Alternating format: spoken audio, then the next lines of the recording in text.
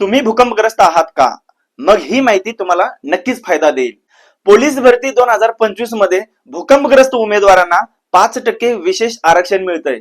फक्त एवढं लक्षात ठेवा, तुमच्याकडे भूकंपग्रस्त प्रमाणपत्र असणं अनिवार्य आहे. हे प्रमाणपत्र 3 ते 4 पिढ्यापर्यंत वैध असतं.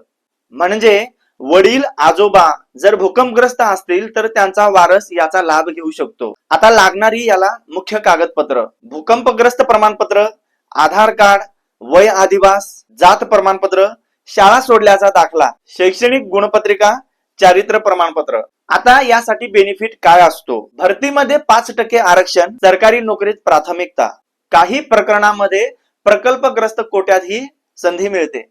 जर तुमचं घर भूकंपात प्रभावित झालं असेल तर ही सरकारी संधी गमवू नका. अशा अनेक भरती अपडेट्स मिळवण्यासाठी फॉलो करा कोच भीम सर या आपल्या लाडक्या इंस्टा आयडीला आणि व्हिडिओला लाईक करा.